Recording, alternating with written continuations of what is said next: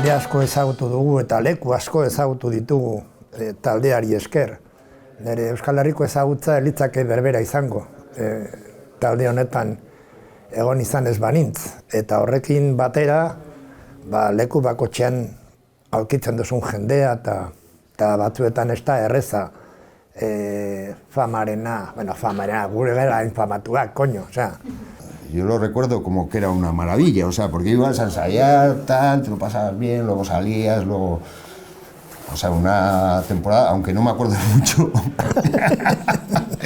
fue buena. Como dice Jesús, si te acuerdas es que no estuviste ahí.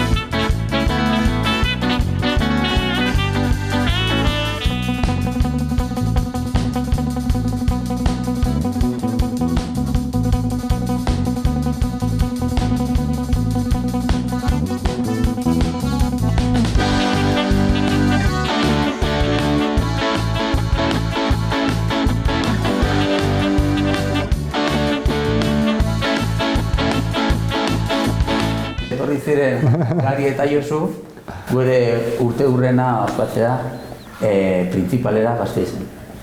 Eta han ezagutu ginen.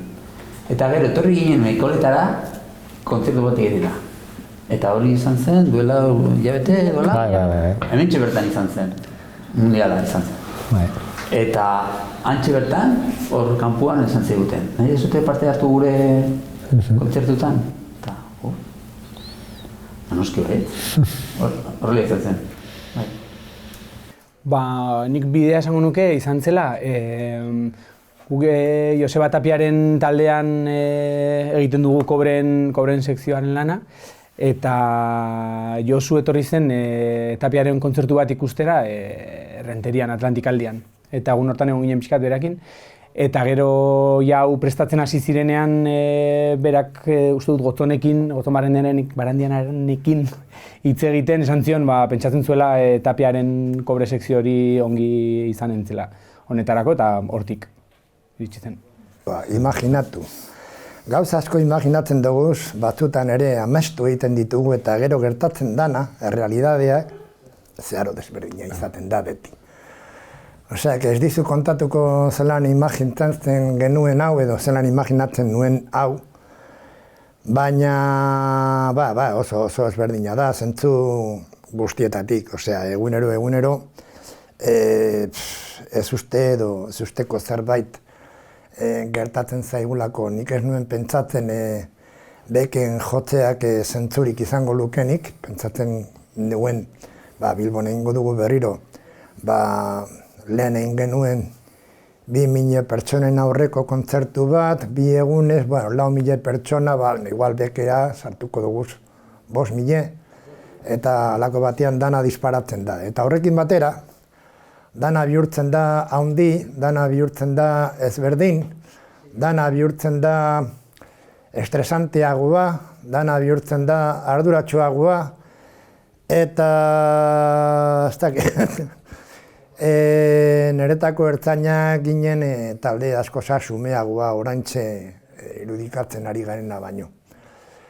Eta, azkena dela, eta azkena danez, eutsi beharko diogu, eta jazta. Hasierako Josuarek zuen uste inoiz gure taldea euskal kulturaren parte bat izango zenik, justu kontrakoa uste genuen. Ginen antikultura, kontrakultura eta korrontearen kontra genbiltzan jende bat. Eta gaur egun, ez dakit kasik emoten du salduta gauzela. Ari gara egiten kontzertu bat premisa kapitalista guztiekin bat datorrena, eta abar, eta nunbait harrapatuta gaude horretan. Ez daukagu beste beste modurik hori egiteko, Josuarek esango zidan despedida egin beharko genukela bodegoian. ¿Qué diría del de ahora? Joder, buena pregunta esa. Nunca se lo hubiera imaginado, seguramente. Yo creo que, no sé, que aquel Vinge no pensaba mucho en el futuro, la verdad. No, vivía al día y que hubiera, joder, es que nunca, joder, el otro día cumplí 60 años y vamos, nunca he pensado en que podía llegar a cumplir 60 años. Hori da. Kriston oparia. Nire kasuan, nik anaizarragoa ditut, eta nik txiki-txikitatik entzun dut ertzainak etxean, eta ni, adinez, iritsi nintzen behaien azken diska gozatzera, aitormenarekin, eta izan zen gure nera bezaroko diskoa, eta nera bezaroko kantua esango genduke.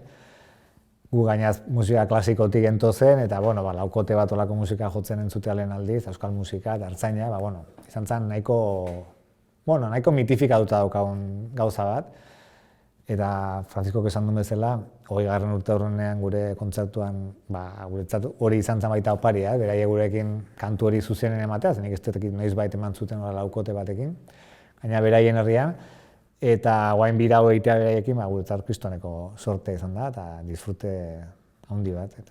Niretzat izan zen kristona ez genuen espero bat ere, gainera beste bolo bat genukan ere asteburu hortan, eta izan zen batean plan aldaketa eta eskema aldaketa totala, baina ilusio handiz eta hori, plazer hutsa bezala moduan. Eta, ez naiz damutu. Zer izango zen gure bizitza, hori, segurazki asko esaz tristeagoa eta arruntagoa eta, en fin. No sé, es lo más bonito que a mí me ha pasado en la vida. Te lo puedes imaginar como quieras, que luego la realidad siempre supera lo que tú pensabas que iba a pasar, siempre. Bueno, a ver, nik uste dute, hori, fisikoki zeharo ezberdina, gaur adinarekin ez dakizen bataje daukaguzan eta, en fin. Eta nire esan dut, zahartzea da putada handi bat. Baina filosofia aldetik eta horrela, uste dut ez dudala gehiegi aldatu. Uste dut munduak ez nahuela hemendik gora gehiegi aldatu, eta ez dakit hori onerako ala txarerako dan, egia esan. Baina jarraitzen dut pentsatzen oso antzeko, garai haietan bezala. Hori bai, gorputza ez da gauza bera. Lehen drogatzen ginen de puta madre eta ezin dugu ez da erre ere, una mierda. Bueno, nire kasuan, hilezazu aita, hori, adin horrekin, nitula 12 urte dola sinintzan diskoak erosten, ematen zidaten pagarekin. Eta erosinun, goratzen naiz, erosinula eginek egunkariak ateatako rekopilatorio bat bidu 10 ditzezana, eta hola getzezan hilezazu aita kanta, eta hasi nintzanean hemen ensaiatzen, esaten ez da nik gogoan dakadana, gaina, espaldin entzun gabe, viniloan dakat, eta ez dakat hain toka diskozik. Eta total, hain dela gutxi lortu nuen interneten entzutea, eta da, beste bertsio bat desberdina, egiten zutenaren desberdina, eta horregatik netzako da gauza bat, bai, garai hortako oroitzapena ekartze dizkidana, eta gaina, punto berezi hori daukadala bertsio bat berezia normalan egiten ez dutena. Eta, Bosteun eta... Bai? Bai, nik bai. Bosteun da 74. Eta nik ez dut abestirik esango egia esan ez dakit aukeratzen, baina bai, edozein tabernatan, edozein tokitan, oiuka eta ez tarri hautzi dugun edozein abesti. Nik behintzat aitormena, seguro gainez. Esan segatik. Bai, esan dut lehena pixka bat, nire bezaroa, lehenengo maitasun historioak lotzen ditut baita ere kantu horrekin, eta epoka politxeak eta asko maitxeeten kantu bat izan da, eta izan bezala beraiekin jotzeko aukera izatea holako kontzertuetan izango da pasada bat. Gaur egin duen bezala ensaioan, disfrute handi bat. Nik esango dute egunero, eta ekartzen didana burura da, ertzainak nik ere haurtzaroan asko harremanetan jartzen dut, bat ere nire Osaba Mikelekin eta nire Osaba Klemenekin, eta gainera Osaba Mikel hemen Araban bizi zen kanpezun, eta udatan etortzen ginen askotan, oporretan edo asteburu pasa beraien baserrira eta hola, eta oso gogoan dut, Osabekin eta gurasoekin eta horrela, egunero kanta hori erakutsi zidatela, nik 8 urte nituela, teklatu batekin jotzen nuen hor, melodia hori, eta beraiek jotzen zuten eta kantatzen zuten, eta bazen beraientzat oso kanta hunkigarria elkarrekin jotzekoa, nik ez duen ulertzen ze talde zen, zertaz zen kantua ez deuz, baina kantua hor nuen, eta gero helduagotan ezagutu nuen, eta hori izan. Bueno, abestiren bat, badago bat 574 abestia oso berezi da. Oso berezia. Ez que ezin da ulertu ze bizi izan gendun garai hortan. Oain esan ez zuei, ez. Musika aldian rock and roll borroka ero, gero geneukan zoritzarrez atera zena droga mundua eta bere, haberze kontzertu hauekin, negar egingo dugu berriro eta Gasteizko kontzertuarekin, dantza egingo dugu atope eta, Eta, gauza oso handia, ilusio handirekin egingo duguna.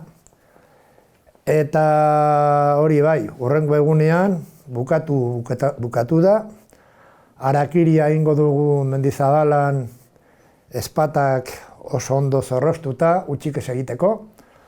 Eta hurrengo egunean, ez dakit, bizitzak aurrera egingo du eta darontzat onena esper dugu.